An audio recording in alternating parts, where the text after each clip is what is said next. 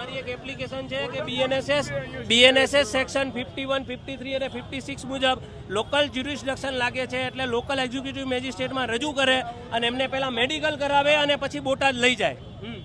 એ અમારી રજૂઆત છે. ગઢવી સાહેબને અમે કીધું છે, પણ હવે ગઢવી સાહેબ સ્વીકારતા નથી અને જે કંઈ ઇન્વેસ્ટિગેશન ઓફિસર હતા આયો હતા એ નીકળી ગયા છે. અમને ખબર નથી કે ક્યાં લઈ ગયા છે. શું ભીતિ છે, શું આશંકા છે? અમને એવું લાગે છે કે ઘણા બધા ખેડૂતોને મારવામાં આવ્યો છે, તો રાજુભાઈ અથવા તો પ્રવીણભાઈને કોઈ પોતાની જાનહાનિ ન થાય અથવા તો એમને ઇન્જરી ન થાય એના માટેનું આ પ્રિકોશન સ્ટેપ છે અમારો. પ્રણવભાઈ ક્યાં લઈ ગયા છે, કઈ જાણકારી મળી અમને છે? કોઈ જાણકારી નથી સાહેબ. અમે એરેસ્ટ મેમો નથી આપ્યો, અટકાયતની જાણ પણ નથી કરી. શું કહી રહ્યા છે પોલીસ? એટલે ત્યાંથી ઉઠાઈને લઈ ગયા છે. અહીંયા ગઢવી સાહેબને એવું કહે છે કે બોટાદ પોલીસવાળા છે અને એ ડાયરેક્ટ ત્યાંથી લઈ ગયા છે. હવે અહીંયા અમારી પાસે કોઈ એવો જે ઓફિસર નથી કે જે અમારી એપ્લિકેશન રિસીવ કરી શકે, કે જેને તમે એક્ઝિક્યુટિવ મેજિસ્ટ્રેટમાં લઈ જાઓ, ત્યાંથી તમે મેડિકલ કરાવો અને બીએનએસએસની સેક્શન 51, 53 અને 56 મુજબ અમે અમારી એપ્લિકેશન આપી તો એમને આ પ્રોસેસ કરવી જ પડે એવી છે, છતાં પણ નથી કરતા.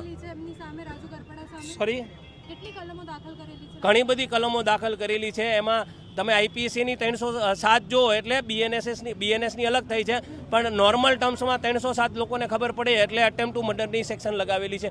એના સિવાય રિલેટેડ કોન્સ્પિરસીની, રાયોટિંગની એ બધી તો છે જ તે. પ્રણવભાઈ, આ જે ઘટનામાં બની, તમે ઉપવાસ આંદોલન રાખ્યું ને એમાં હતું કે ભાઈ નોન બેલેબલ ઓફેન્સ છે, હત્યાનો પ્રયાસનો ગુનો છે, તો પછી તમને ખબર નહોતી કે આવી રીતે ધરપકડ થઈ શકે છે? ના, ધરપકડ આપવા માટે તો આવ્યા છીએ. ખેડૂતો જે જેલમાં છે બરાબર, અને એમને પોતાના લીડર અહીંયા છે, તો એ ખેડૂતોને બહાર કરી આપે અને લીડરો જે આમ આદમી પાર્ટીના લીડરો છે એ જેલમાં જવા તૈયાર છે, ધોકા ખાવા તૈયાર છે. જે સરકારને કરવું હોય એ બધું કરવા માટે તૈયાર છે.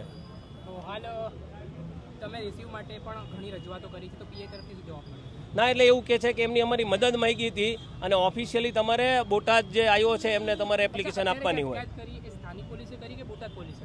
એ એવું કહે છે કે અટકાયત બોટાદ પોલીસે કરેલી છે, પણ મારા માનવા મુજબ કાયદા પ્રમાણે તો લોકલ પોલીસ જ કરી શકે, એમનું જ્યુરિડિક્શન લાગે. આ હતા લીગલ કમિટીના